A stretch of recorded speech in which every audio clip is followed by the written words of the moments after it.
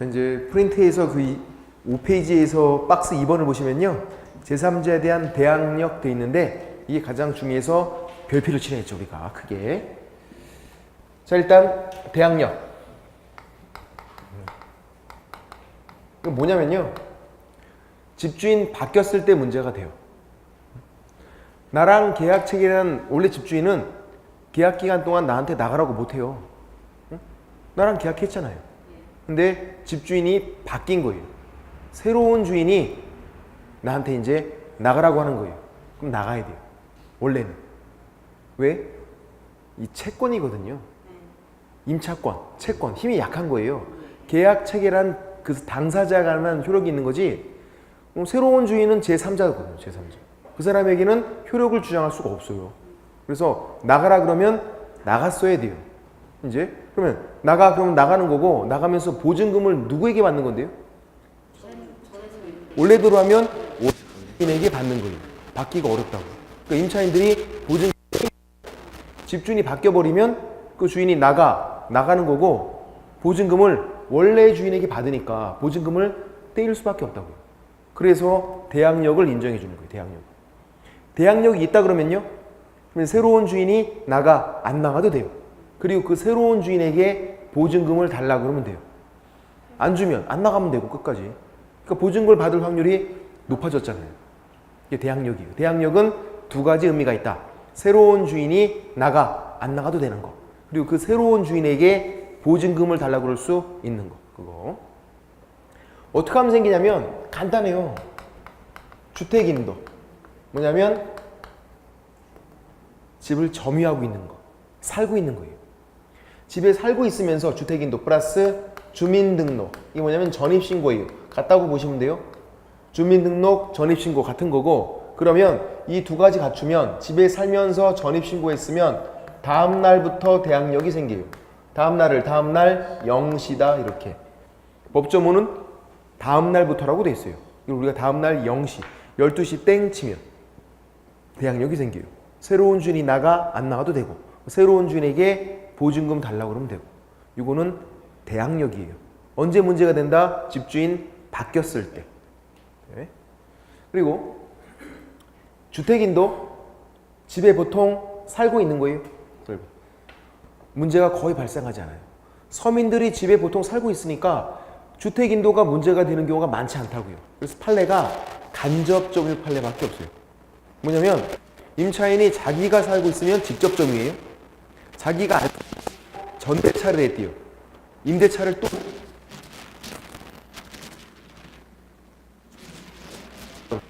임대차를 한번 또 임차인이 임대차를 또 했대요. 그래서 자기가 안 살고 전차인, 새로운 임차인이 들어와 살고 있는 거예요. 그래도 판례가 괜찮대요. 임차인 본인이 살건 아니면 전대차를 해서 전차인이 들어와 살고 있건 괜찮대요. 다 대항력이 있다 그랬어요. 다만 실제로 사는 사람 명의로 주민등록이 돼야 돼요. 전대차가 됐대요. 그런데도 계속 임차인 명의면 대항력은 없어요. 임차인 거기 안 살잖아요. 실제로 사는 사람, 전차인 명의로 주민등록이 돼야 돼요. 판례가 그거밖에 없다고요. 결론은 간접 점유도 괜찮다. 임차인이 직접 점유하건 전대차를 해서 간접 점유하건 상관이 없다. 그렇게 돼 있고. 그럼 판례의 대부분은요, 이거예요. 이 주민등록이 잘못되는 경우가 보니까 많더라는 거예요, 이게. 주민등록이. 의외로.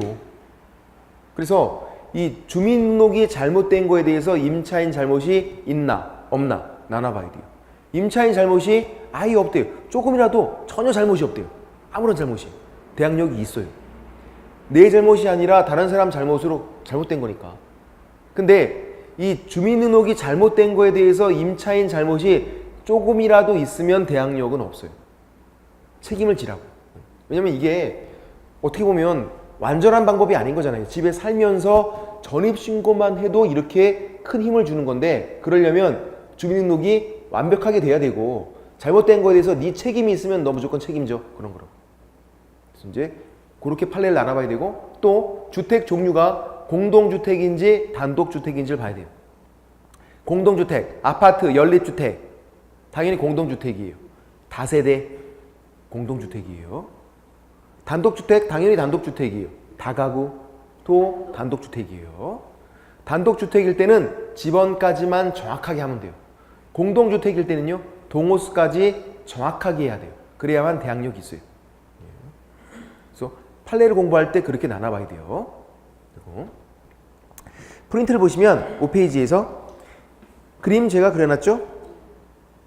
방 빼, 못 빼, 그리고 보증금 내라 하는 거. 새로운 주인에게. 그게 대항력이다. 두 가지 의미가 있고 요건이 주택인도 플러스 주민등록.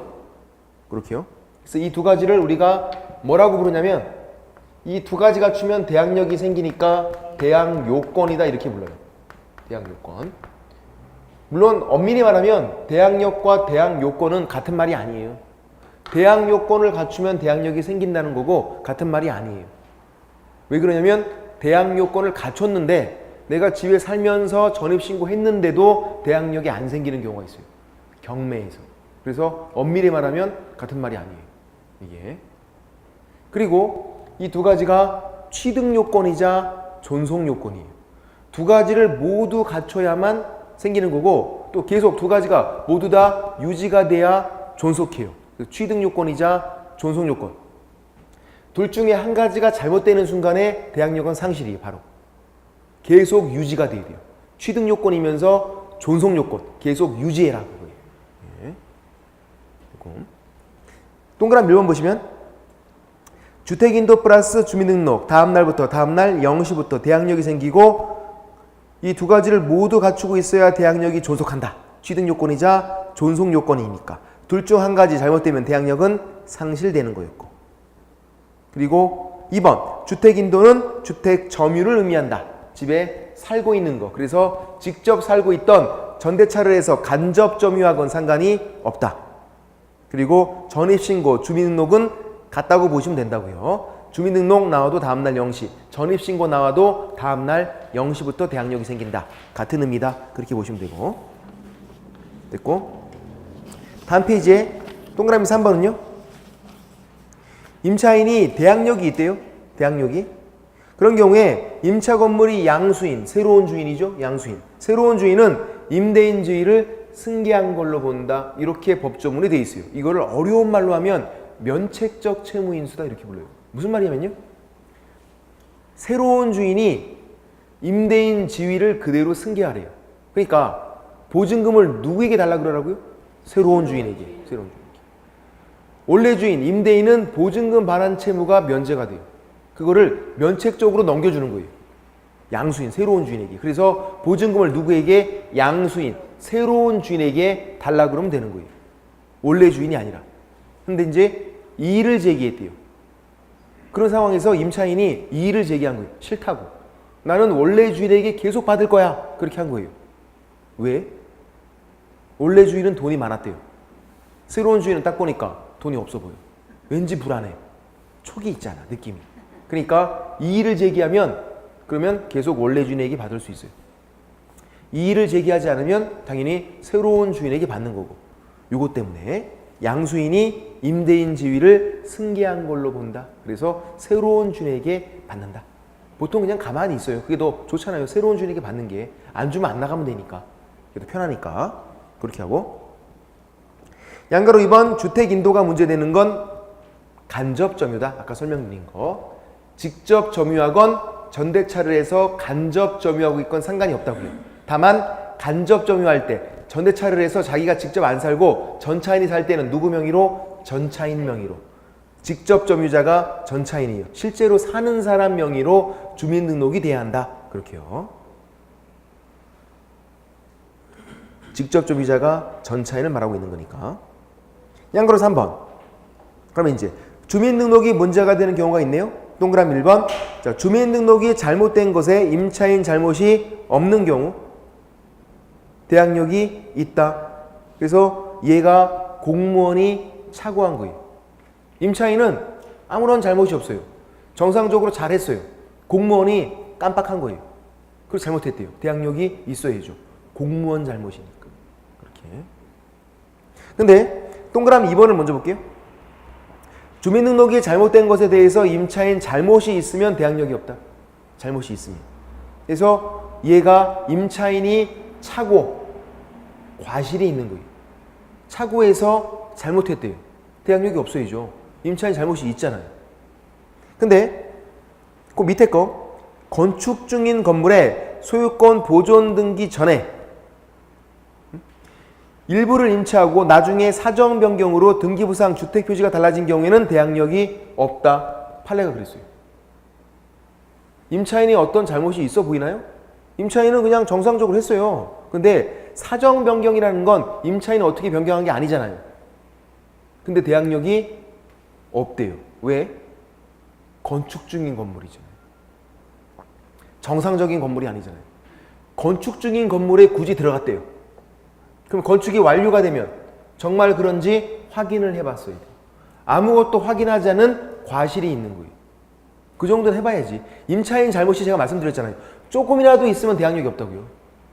정상적인 건물이 아니라 건축 중인 건물에 들어갔다고요. 그럼 건축이 완료가 되면 정말 그렇게 돼 있는지 확인을 해봐야지. 아무것도 확인을 하지 않은 그런 과실이 있으니까 너한테는 대항력을 인정해 줄 수가 없다고. 과실이 있으니까. 그리고 이제 이걸 설명드려 볼게요. 어떤 경우냐면 전입신고예요. 전입신고가 뭐냐면 전입신고서를 갖다 내는 거예요. 동사무소에 있잖아요. 전입신고서. 갖다 내는 게 전입신고. 전입신고가 수리가 된 것도 있고 수리가 안 된 것도 있어요. 수리가 뭐냐면요. 접수 완료예요. 무슨 말이냐면 전입신고서를 갖다 냈더니 공무원이 훑어봐요. 그리고 다 됐으니까 돌아가세요. 한 게 수리예요. 수리가 안 된 건요. 전입신고서를 보더니만 여기 잘못됐으니까 이거 다시 적어오세요. 던져준 거예요. 수리가 안 된 거예요. 수리가 접수 완료니까. 그러니까 공무원이 다 됐으니까 이거 이제 돌아가세요. 그렇게 해야만 수리가 된 거라고요. 그런 상태에서 수리가 됐으니까 이제 다 됐으니까 돌아가세요. 한 다음에 본인이 공무원이 차고에서 잘못 기재했어요. 자기가. 대항력이 있겠죠. 있다. 이게 아까 양가로 3번에 동그라미 1번에 있는 예예요. 공무원이 차고에서 잘못 적은 거. 수리까지 한 다음에 자기가 잘못 적어놓은 거예요. 깜빡하고. 근데 이제 수리가 안 됐대요. 이런 경우도 있어요. 전입신고서를 갖다 냈더니 공무원이 돌려줘요. 돌려주더니만 야 이거 잘못됐으니까 다시 적어보세요 이거. 그래서 공무원이 요구했어요. 원래 임차인이 한 게 맞아요. 공무원이 좀 멍청했어요. 운이 안 좋았던 거죠. 공무원이 요구를 해서 다시 적으라고 요구를 하니까 요구해서 임차인이 다시 적어서 낸 거예요. 임차인이 그걸 다시 받아와서 잘못 기재해서 냈더니만 이런 상황 됐더니 대항력이 없대요. 황당하지 않나요? 별 차이 없어 보이는데? 밑에 것도 보세요. 임차인이 처음에 냈던 게 옳았다고요. 그대로 해줬으면 되는데 공무원이 그렇게 안 해주고 돌려준 다음에 이거 다시 적으라고 이렇게 요구를 한 거예요. 그러니까 어떻게 공무원이 요구하니까 다시 적어서 갖다 낸 거죠. 그랬더니 대항력이 없대요. 왜 그러냐면요. 전입신고가 수리가 됐나 안 됐나의 차이가 있는 거예요. 전입신고가 수리가 됐으면요. 됐으니까 돌아가세요 하면 다 100% 다 공무원 책임이에요. 이제. 임차인 책임은 전혀 없는 거예요. 수리가 됐으니까. 수리가 안 됐잖아요. 수리가 안 되면 임차인 책임도 조금이라도 있기는 있는 거예요. 조금이라도. 아예 없는 건 아니란 말이에요. 물론 공무원이 요구해서 공무원 잘못이 더 크죠. 그런데 임차인 잘못도 있는 거라고. 정말 빡빡 우겼어야 돼요. 이게 맞다고. 임차인 잘못이 조금이라도 있으면 대항력은 없다. 수리가 안 됐었고. 그리고 최종적으로 잘못 적은 사람도 보세요. 얘는 공무원이 잘못 적었고 얘는 임차인 자기가 잘못 적었잖아요. 물론 공무원이 요구하긴 했지만. 그래서 임차인 잘못이 조금이라도 이건 있는 거예요. 대항력이 없어요. 수리가 됐나 안 됐나 또 봐야 돼요. 전입신고. 판례를 공부할 때. 그렇게 되고. 그리고 동그라미 3번은 6페이지 동그라미 3번은 단독주택이니까 집원만 정확하게. 공동주택일 때는 동호수까지 정확하게 해야 되죠. 이렇게요. 아파트 연립주택 다세대, 특히 다세대인지 다가구인지 주의하시라고요. 그래서 연립주택 1층 101호인데 1층 201호 그러면 안 된다고요. 똑같지가 않잖아요. 대항력이 없다. 동호수까지 정확하게 해야 돼요. 근데 이런 경우도 있었어요. 판례에서. 어떤 경우냐면 A동 101호에 있어요. A동 101호. 이거를 어떻게 했냐면 이 사람이 가동 101호 이렇게 했어요. 이렇게 전입신고했어요. 판례가 이건 괜찮대요. 이렇게 같게 보인대요. 사회 통념상. 영어 모를 수도 있잖아. A나 가나 1번 타자인 건 마찬가지잖아요. A동 101호, 가동 101호. 지번이 있어요, 지번. 그 동일 지번에 A동 101호 이건데 가동 101호 이렇게 했다고요. 그러면 A동 101호인데 가동 101호 됐다고 이거 못 찾아가요? 찾아갈 수 있어요, 충분히. 요거는 근데 동그라미 4번은 연립주택인데 1층 101호, 1층 201호는 잘못 찾아갈 수 있잖아요. 이거는 완전 다른 거죠, 이거랑. A동이나 가동이나 요거는 사회 통념상 같이 보인다고. 영어를 모를 수도 있으니까. 예? 1번 타자인 건 마찬가지니까. 이 정도까지는 그렇게 됐고. 그리고 5번도 중요한데, 자, 주민등록은 임차인 본인뿐만 아니라 배우자, 자녀, 가족 명의도 상관이 없다 그랬어요. 이런 경우가 되게 많아요. 임차인이 임대차 계약을 체결하고 자기가 자기 명의로 전입신고를 한 게 아니라 배우자, 자녀 명의로 하게 되는 경우가 많다고요. 만약에 그런 경우에 대항력이 없다 그러면 보호를 못 받는 서민들이 많아지게 돼요. 그걸 판례가 아니까 괜찮대요. 그 정도까지는. 가족이니까. 서민들에게는 그럴 만한 사정이 있더라. 이렇게요. 질문 드려볼게요. 제가 아까 이거 취득요건이자 존속요건이라고 그랬어요. 이 두 가지가 모두 유지가 돼야 존속한다고요. 이런 경우에요.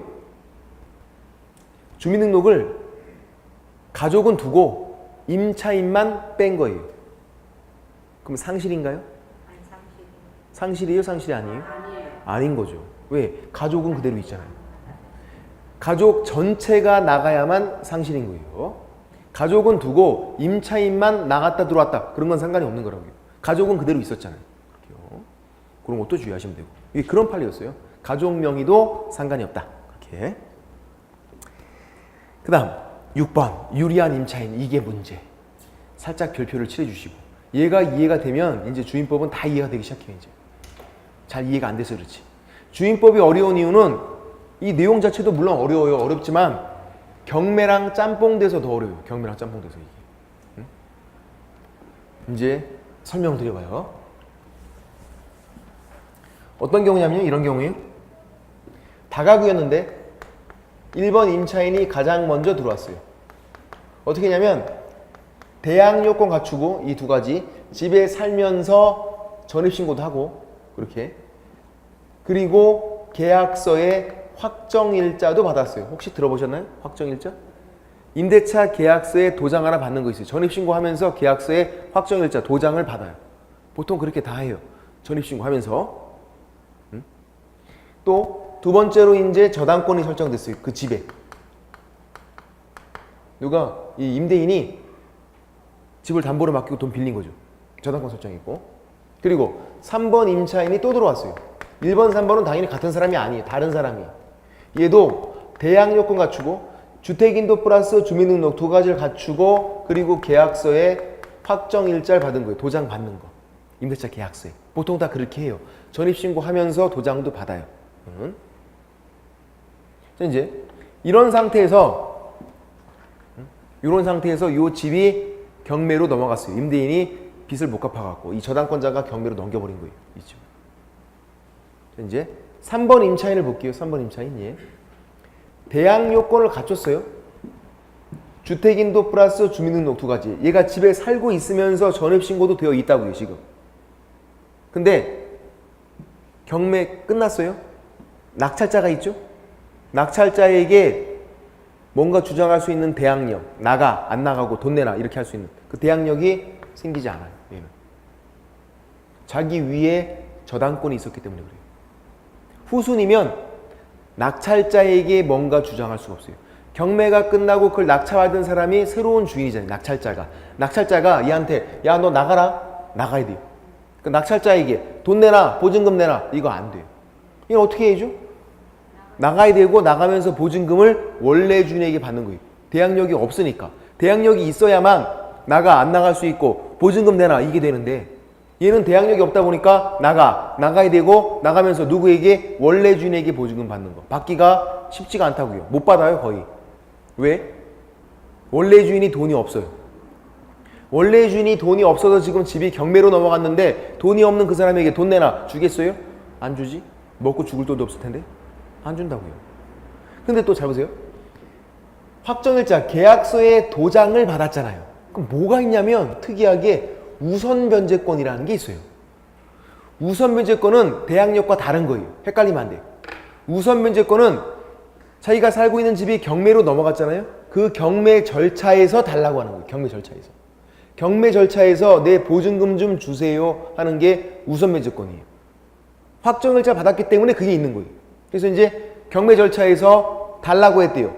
보증금 좀 주세요 했더니 어떤 일이 생기냐면 위에 있는 이 저당권자가 다 쓸어가요.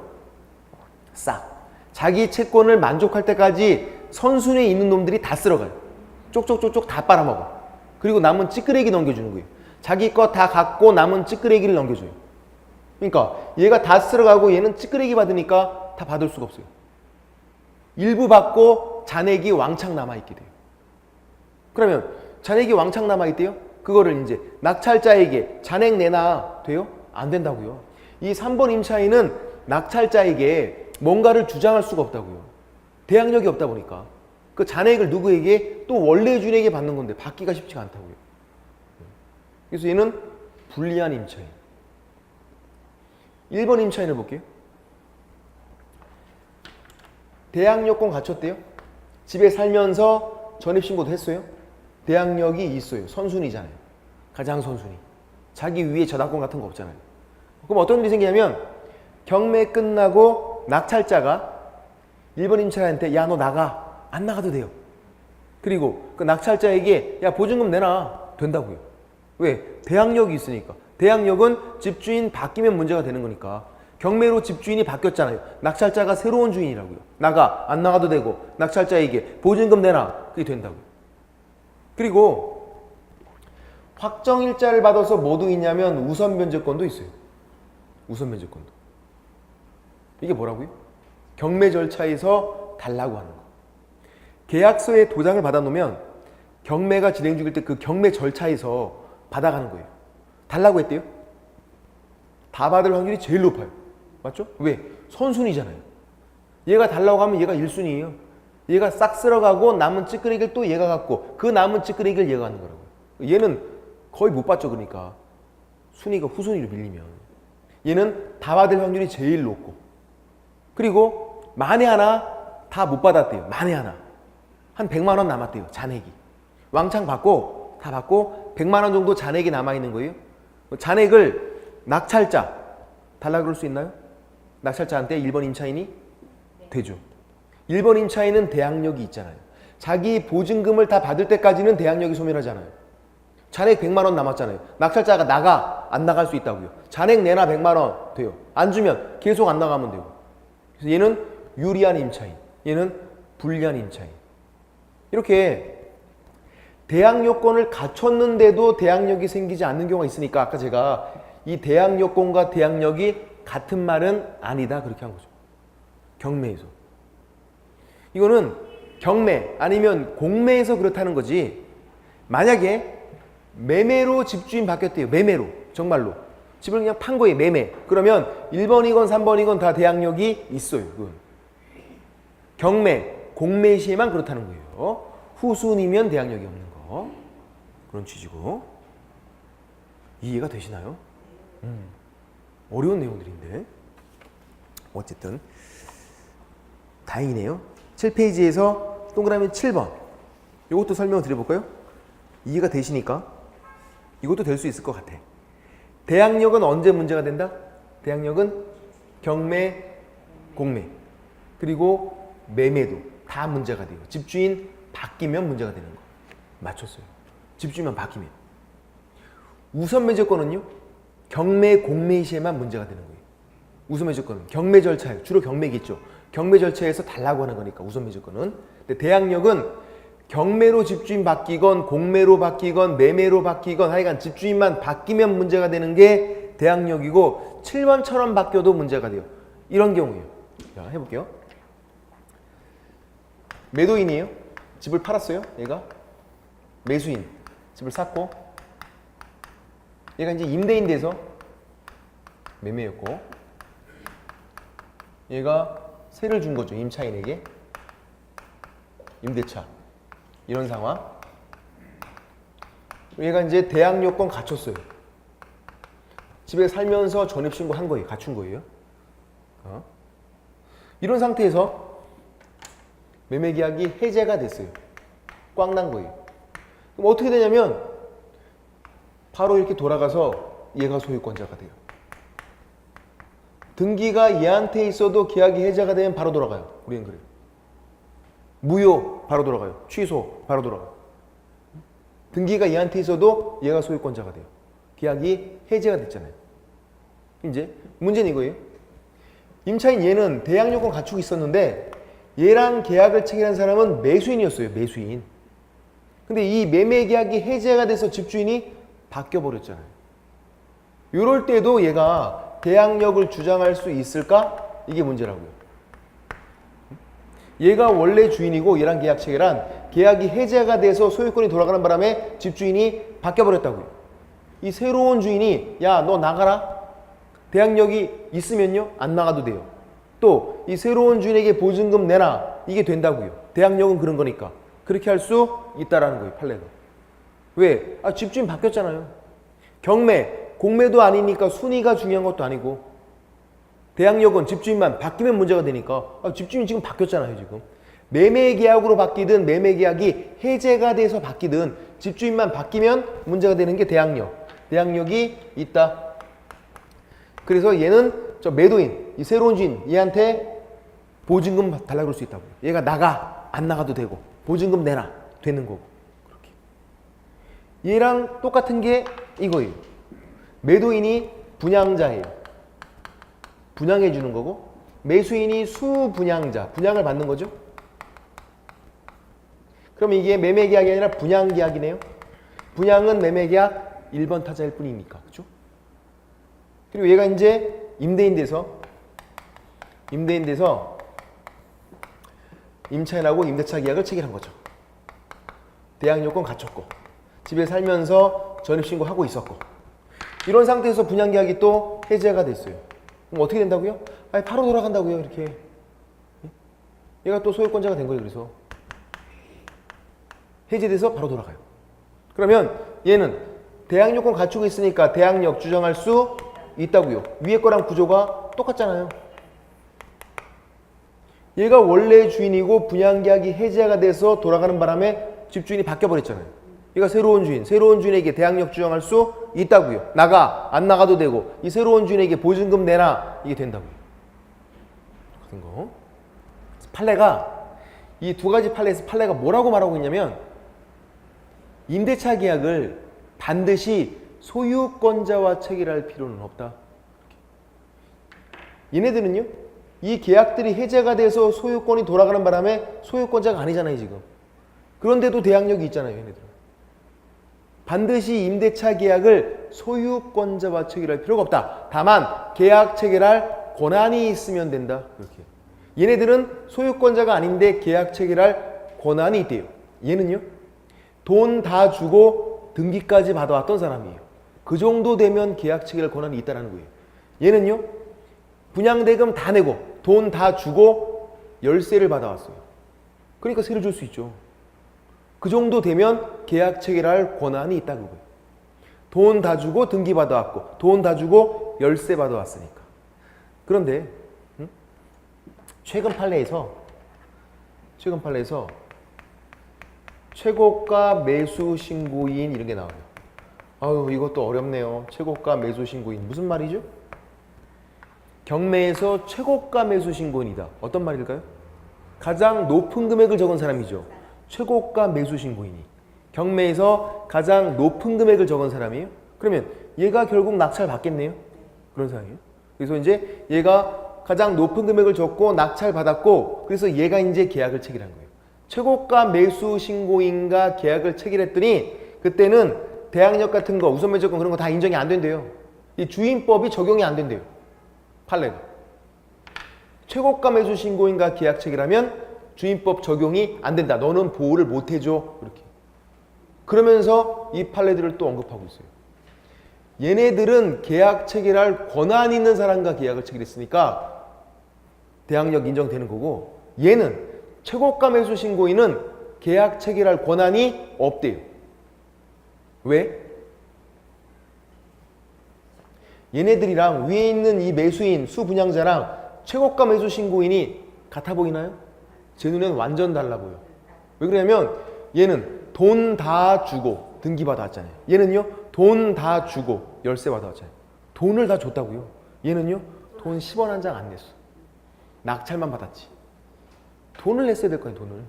그냥 낙찰만 받은 그 상태에서는 계약 체결할 권한이 없다라는 거예요. 그래서 주임법 적용이 안 된다, 그런 거까지도. 이해되시나요? 7번이? 그러니까 7번은 이해되시죠? 7번은 매매계약 해제, 분양계약 해제로 집주인 바뀌어도 대항력 주장할 수가 있다. 대항력은 집주인만 바뀌면 문제가 되니까. 그리고 임대차 계약을 반드시 소유권자와 체결할 필요는 없는 거니까. 그렇게 되고, 그 다음 박스 3번에 보증금의 우선 변제권을 볼게요. 언제 문제가 된다고요? 경매, 공매시, 주로 경매시. 아까 설명드렸죠? 경매 절차에 참여해서 달라고 하는 거예요, 자기가. 이거는. 그러니까 반드시 경매, 공매시에 문제가 되는 거지, 매매로 집주인 바뀌었는데 막 보증금 달라고 그러고 그런 건 아니라고요. 이거는. 요건이 이래요. 요건이. 이것도 좀 보셔야 되는데, 자, 우선 변제권. 일단 대항 요건을 갖춰야 돼요. 대항 요건. 주택인도 플러스 주민등록 두 가지. 요걸 갖춘 상태에서 계약서에 확정일자를 받는 거예요. 도장 받는 거, 확정일자. 그러면 우선 매주권이 생겨요. 간단하죠. 그러니까 이 두 가지. 대항 요건을 갖추고 집에 살면서 전입신고도 하고, 그리고 계약서에 도장도 받고. 그러니까 실질적으로 요건이 세 가지네요. 집에 살면서 전입신고도 하고 도장도 받아라. 확정일자, 계약서에 도장 받는 거. 그럼 그 날짜에 생긴다고요. 우선 매주권이. 단 대항력이 있었을 때는 그 날짜예요. 대항력이 없었다? 대항력 발생과 동시에 생기게 돼요. 요거를 또 이해하기가 쉽지가 않아요. 설명을 드려볼게요. 예를 들어서 11월 10일 전입신고했대요. 12월 10일 확정일자를 받은 거예요. 이런 상황이에요. 자, 대항력은 언제 생겼을까요? 11일 0시 생겼겠죠. 11월 10일 전입신고했으면 다음날 0시. 요때 대항력이 생긴 거예요. 대항력이. 그럼 우선 매주권은 언제 생겼을까요? 12월 11일 0시인가요? 아니에요. 12월 10일 0시에 생기는 거예요. 10일에 그냥 생기는 거예요. 이 날짜에. 도장받은 날짜에 생긴다고요. 이미 대항력이 발생해 있잖아요. 이미 대항력이 있는 상태에서는 도장받은 날에 생긴다고요. 요 날짜에 그냥 생겨요. 근데 그 반대로 이렇게 된 거예요. 확정일자를 미리 바꿔, 이 사람이. 확정일자를. 전입신고를 나중에 한 거예요. 그럴 수도 있어요. 그럼 대항력은 언제 생겼죠? 12월 11일 0시 생겼겠네요. 이렇게. 그죠? 다음날 0시 생기니까. 그러면 우선 매주권은요? 확정일자를 11월 10일 받았으니까 도장받은 날 11월 10일 생긴다. 그게 아니라고요. 도장을 미리 받아놔도 이때 생기는 게 아니라 요 날짜에 같이 생기라고요. 대항력이 12월 11일 0시 생기니까 대항력 발생과 동시에 우선 매주권도 같이 생긴다고. 대항력이 있는 상태라면 그 날짜에 생기고, 대항력이 없었으면 대항력 발생과 동시에 생기고, 통상적으로 이렇게 다른 날짜 하는 경우가 없다고요. 같은 날짜에 다 한다고요, 보통. 전입신고하면서 도장 받으니까. 그래서 12월 10일 전입신고하면서 확정일자 같이 받았대요. 그러면 언제 생기죠? 12월 11일 0시에 같이 생긴다고요. 대항력도 생기고 우선매주권도 같이 생기고 그렇게. 그런 거. 이해되시나요? 대항력이 있었으면 그 날짜, 대항력이 없었으면 대항력 발생과 동시. 이거는 그래서 되게 큰 의미가 있어요. 이거는 의미보다도 문제가 발생할 수 있죠. 큰 문제가. 이런 경우에요. 요 날짜에 A 임차인 이렇게 12월 10일 전입신고도 하고 도장도 받은 거예요. 그리고 같은 날에 12월 10일 B가 저당권 설정했대요. 같은 날짜에. A, B 누가 선순위일까요? 시간이 빠른 게 선순위 항상. 누가 선순위죠? A는요? 언제 생긴다고요? 11일 0시. B는요? 12월 10일. 얘가 빠르네. B가 선순위. 저당권이 선순위. 같은 날짜면 저당권이 선순위. 그럼 이 A 임차인은요? 3번 임차인 되는 거잖아요. 밑으로 떨어지잖아요. 그러니까 같은 날짜에 하면 저당권이 선순위라고. 임차인은 무조건 다음날 0시가 되니까. 임차인끼리는 동순위예요. A는 오전에 있고 B는 오후에 있대요. 같은 날짜인데. 필요 없어요. 어차피 다 다음날 0시니까. 동순위, 임차인끼리는. 근데 저당권하고 사이에서는 저당권이 선순위가 되니까 이런 거 주의하시죠. 그래서 옛날에는, 지금은 이런 거 갖고 사기치지 않지만 옛날에는 전입신고할 때 마지막에 동사무소 문 닫기 전에 하라 그랬어요. 마지막으로 확인 떠보고. 그런 사람들이 있거든요. 하고선 저당권 설정한다고요. 그러면 이제 그게 선순위가 되는 거지. 저당권 있나 확인해보고선 전입신고해라. 되어 있으면 빨리 가서 따져야 되니까 전입신고할 게 아니라. 예, 그랬었죠. 되시죠? 그런 것들. 됐고, 그래서 7페이지에서 거기 그림 밑에 있는 박스만 이해가 되면 돼요. 이해가 되면. 제가 방금 설명드린 거고, 양가로 1번 박스 밑에 우선매조건. 자, 우선매조건이란 경매나 공매 시 환가대금, 낙찰대금을 말해요. 낙찰한 그 대금에서 후순위 권리자나 일반 채권자보다 먼저 받는 거다. 이렇게 돼 있어요. 그리고 요건이 확정일자가 요건이네요. 시험 문제는 이렇게 너무나도 잘 나와요. 대항력, 확정일자가 요건이다. X. 계약서에 도장받는 건 대항력 요건이 아니라고요. 계약서에 도장받는 건 뭐의 요건? 우선매주권 오로지. 그러면 계약서에 도장받으면 후순위보다, 나보다 늦게 한 사람, 후순위보다 먼저 받는 거지, 내가 우선변제권이 있다고 선순위보다 먼저 받는 게 아니라고요. 보세요. 요 3번 임차인도 확정일자를 받아서 우선변제권이 있지만 얘가 3번이 1번, 2번보다 먼저 받는 게 아니라고요. 4번이 있으면 4번보다 먼저 받는 거지. 이렇게.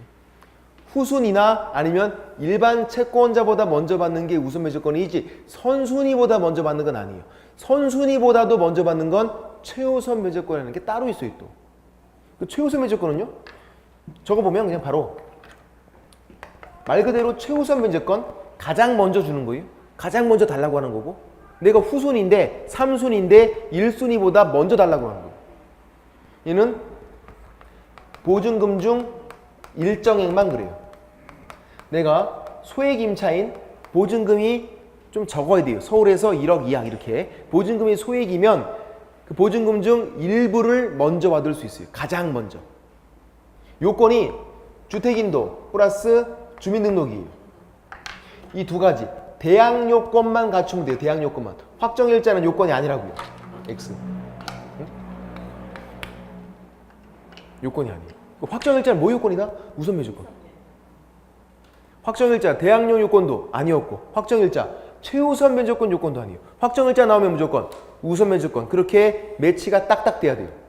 시험 문제가 친절하게 자 우선 면적권입니다 이렇게 안 나온다고요. 확정일자 딱 보이면 아 이거는 우선 면적권, 그렇게 눈치를 팍 챌 수 있어요. 이렇게요. 그리고 최우선 면적권 이렇게도 잘 안 나와요. 시험 문제가. 뭐라고 나오면요? 이렇게 나와요. 보증금 중 일정액. 아니면 소액 임차인. 보증금 중 일정액, 소액 임차인. 요 말이 보이면 그게 최우선 면제권이에요. 단어를 보고서 눈치를 채야 한다고요. 시험 문제가 그렇게 친절하지 않으니까. 보증금 중 일정액을 가장 먼저 받는다 그래서 보증금 중 일정액 나오면 최우선 면제권이에요. 확정일자, 우선 면제권. 1년 내내 하는데도 시험장에서 헷갈린다고요, 이게. 확정일자, 우선 면제권. 보증금 중 일정액, 최우선 면제권. 그리고 결론. 제일 중요한 건 이거예요. 이 세 가지가 같은 게 아니죠, 지금. 혼돈하시면 안 된다고요. 뭐를 물어보는지를 정확히 잘 구분할 수 있어야 돼요. 대항력인지, 우선 면제권인지, 최우선 면제권인지 같은 게 아니니까. 한 임차인이 이 세 가지를 다 가질 수 있어요. 따로니까. 한 임차인이 셋 중에서 두 가지만 가질 수 있어요. 아니면 한 임차인이 셋 중에서 한 가지만 가질 수도 있어요. 요건 해당하면 그냥 갖는 거란 말이에요. 이게. 따로 그렇게. 그러니까 만약에 이 3번 임차인이 보증금이 또 소액이었어요. 소액. 그럼 얘는 최우선 면제권도 있을 수가 있는 거예요. 그래서 1번 임차인이 잔액이 남을 수 있는 거고. 잔액이. 얘가 1번인데 가장 먼저인데 왜 다 못 받고 잔액이 남아있지? 이런 생각이 든다고요. 왜 그러냐면 후순위 임차인들이 소액 임차인, 최우선 면제가 인정돼서 최우선 면제는 가장 먼저 땡겨주니까 1번 임차인이 다 못 받을 수도 있다고요. 이게 그런 거. 결론은 다른 거다. 그렇게 보시면 되고. 자, 우선 면제권은 간단히 설명드리면 동사무소 가서 그냥 도장 하나 받는 거다. 이렇게 간단한 방법으로도 엄청난 힘을 주고 있다고요. 그리고 확정일자를 부여받는 장소는 동그라미 2번에 주로 동사무소지 동사무소에서만 그건 아니에요. 법원, 등기소, 공증인 사무소 상관이 없고. 이렇게 상임법, 다음 주에 할 상가건물 임대차 보호법 상임법에서는요. 관할 세무서장에게 확정일자를 받는 거예요. 그걸 서로 바꿔서도 잘 나오니까. 주임법에서는 주로 동사무소 그렇게 돼 있고. 넘겨보시면 3번 경매 시 우선 변제를 청구할 수 있는 것이지 우선 변제권에 기해서 본인이 경매 신청할 수는 없다. 이렇게. 그러니까 이런 거예요. 3번 임차인 확정일자 받아서 우선 변제권이 있다 그랬어요. 이 3번 임차인이 본인이 바로 그냥 경매를 신청하겠대. 나는 확정일자 받았으니까 바로 경매 넘겨야지. 안 돼요. 얘가 2번 얘가 경매로 넘겼을 때 거기 참여해서 달라고 하는 거 그게 우선 변제권이지 우선 변제권에 기해서 그거에 의해서 바로 경매 신청하는 건 안 된다고. 결론은 임차인이 자기가 살고 있는 집을 경매로 넘기고 싶어요. 임대인이 보증금을 안 주니까 짜증나니까 자기가 살고 있는 집을 경매로 넘겨서 그 낙찰대금에서 이렇게 받고 싶대요. 임차인이. 방법은 한 가지밖에 없어요. 소송 제기해야 돼요. 보증금 반환 청구 소송. 그래서 거기서 승소하면 그 판결문으로 경매 넘겨야 돼요. 그 판결문으로. 그것만 되지 확정일자 받았으니까 그걸로 바로 경매해야지. 안 된다고요. 우선 변제권 아니면 최우선 변제권. 나는 소액 임차인이니까 최우선 변제권이 있으니까 바로 경매 신청해야지. 안 된다. 절대로.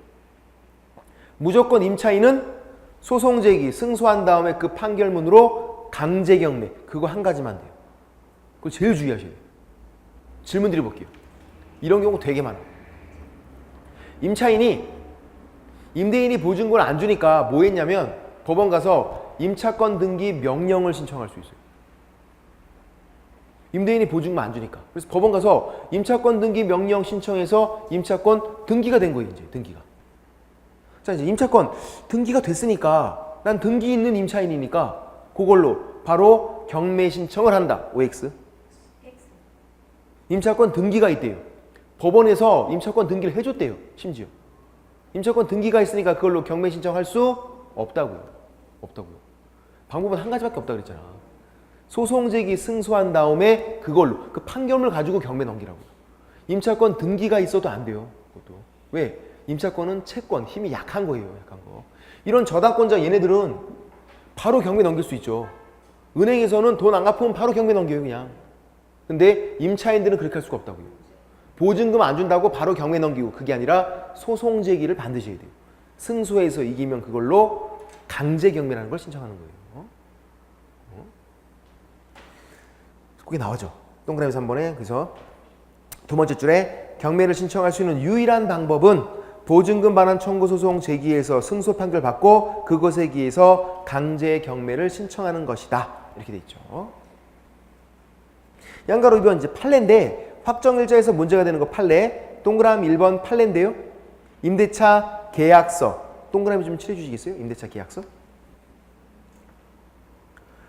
어떤 경우냐면요. 아파트였어요. 아파트인데 계약서에 아파트 명칭, 동호수가 안 나왔대요. 그 계약서를 들고 가서 어떻게 임차인이 거기다가 확정일자를 받은 거예요. 가계약서 같은 거 들고 가서 받은 거예요. 계약서에 아파트 명칭, 동호수가 누락돼 있어요. 아파트인데. 판례가 그래도 된대요. 그래도. 왜? 왜? 위에 게 아니라 밑에 거잖아요, 지금. 위에 대학역에서는요. 아파트에서는 동호수 기재 잘못되고 그러면 안 되잖아요. 이걸 물어본 게 아니라 지금 요거를 물어본 거잖아요. 우선면제권. 그러니까 뭐를 물어보는지 잘 봐야지. 우선면제권에서는 이 사람이 계약서에 도장을 받았잖아요. 그러면 된대요. 전입신고는요. 똑바로 되어 있어요. 만약에 이 사람이 전입신고를 잘못했대요. 그러면 대항력부터 없는 거니까 그냥 싸그리 다 없는 거예요. 그냥. 근데 전입신고 똑바로 잘 되어 있고 계약서에 확정일자도 받았단 말이에요. 다만 확정일자 받은 그 계약서 내용이 조금 잘못된 것뿐이니까 그 정도는 봐주겠대요. 판례가. 그래서 대전제가 깔려있다고요. 전입신고는 똑바로 했구나. 이렇게. 중요한 건 전입신고예요. 항상. 그래야만 대항력이 있는 거니까. 대항력이 없다 그러면 밑에부터 짜그리 다 없는 거잖아요. 보세요. 이게 대항 요건이 여기도 요건이고 여기도 요건이고 여기도 요건이니까 만약에 주민등록 전입신고가 잘못되면 싸그리 다 없는 거라고요. 얘는 전입신고까지는 잘 되었다고요. 전입신고까지는. 근데 계약서가 잘못된 것뿐이다. 그런 취지예요. 오해하시면 안 된다. 동그라미 2번. 자, 이것도 한번 설명드려 볼게요. 별의별 경우 다 있어요. 이게 주임법 관련된 판례들은 웬만큼 다 나왔어요. 이제. 옛날 판례들을 계속 반복하는 것뿐이에요. 2번 이런 경우. 대항력과 우선매주권을 모두 갖추고 있다. 역시 여기서 힌트를 얻어야 돼요. 판례가 대항력과 우선매주권을 모두 갖추고 있는 임차인 이렇게 나오면 1번이에요? 3번이에요? 어느 임차인인지 판단할 수 있어야 돼요. 판례 표현을 보고. 답은 1번. 왜? 1번 임차인은 대항력도 있고 우선매주권 두 가지가 다 있잖아요. 겸유. 얘는요? 대항력이 없잖아요. 우선매주권만 있는 거지. 그러니까 두 가지를 다 갖고 있는 임차인이 아니잖아요. 3번 임차인은. 그래서 동그라미 2번은 대항력과 우선매주권을 겸유하고 있으니까 1번 임차인, 유리한 임차인을 말했던 거예요. 지금. 얘가 경매 절차에서 달라고 했대요. 보통 경매가 진행되면 임차인들 불안해서 다 달라고 해요. 달라고 한 거예요. 다 받을 확률이 제일 높은데 다 못 받았어요. 잔액이 남아있다고요. 왜? 소액 임차인들 때문에. 내가 1순인데도 소액 임차인들 때문에 먼저 땡겨주고 나서 잔액이 좀 남았어요. 100만 원. 그래서 이제 100만 원 잔액에 대해서 낙찰자에게 대항력 주장할 수 있어요, 없어요? 있다고요. 왜냐면 유리한 임차인이니까. 그렇죠? 돈을 다 받아야만 대항력이 없어진다고요. 잔액이 남았잖아요. 낙찰자에게 잔액 내놔. 안 주면 안 나가면 되고. 그래서 낙찰자에게 잔액을 달라고 대항력을 막 주장하고 있는데 낙찰자가 빚을 또 못 갚았어요. 경매가 또 들어갔어요. 그래서 2차 경매.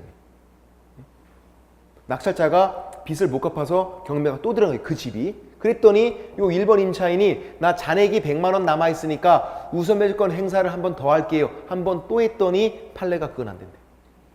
그건 안 된대. 두 번째 경매에서요.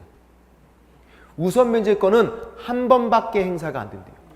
1차 경매에서 이미 한 번 행사했잖아요. 두 번째 경매에서는 행사가 안 된다. 그래서 아껴 쓰자 우선매주권 이렇게 불러요. 아껴 써야 돼요.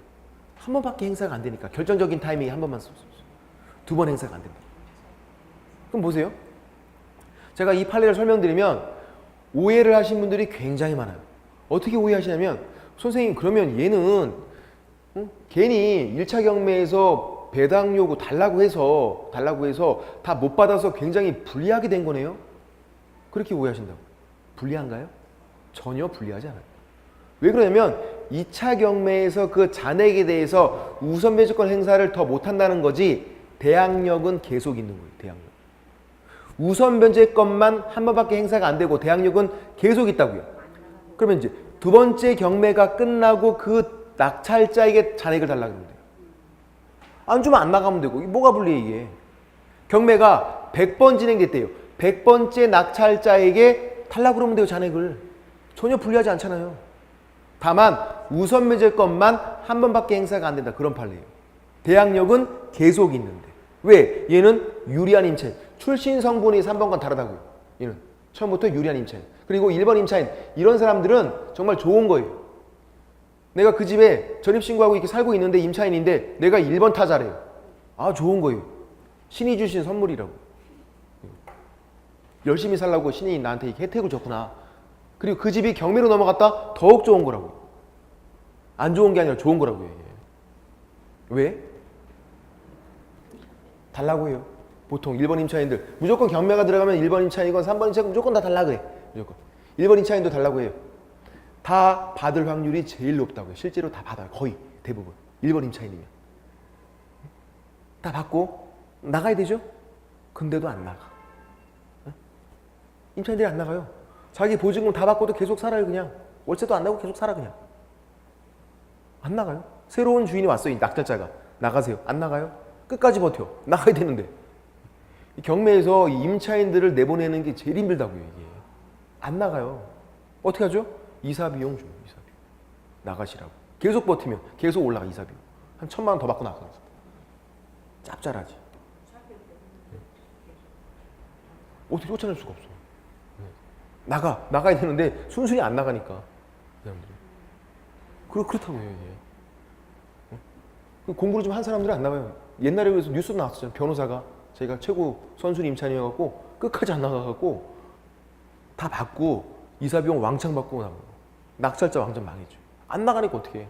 강제로 쫓아낼 수도 없고. 그리고 또 그 변호사가 약간 장애가 있으신 어머니를 모시고 살고 있었거든. 그러면 더 쫓아내기 힘들어요. 이사비용 왕창 줘야 한다고. 좋은 거죠. 그런데도 잘 모르는 분들은요. 나 1번인데 그냥 나가. 그냥 막 나가세요. 막. 그래서 공부를 해야만 이제 내가 어디에 해당하는지 또 설명해 줄 수도 있어야 되고 그렇게요. 1번이 좋은 거, 안 좋은 거. 대항력이 무조건 좋은 거예요. 대항력. 경매에서는 저당권보다 선순위에 있으면 대항력이 있으니까 좋은 거다. 그거는 나쁜 게 아니라. 그래서 배당 요구해서 다 못 받아도 괜찮다. 왜냐하면 대항력은 계속 있으니까.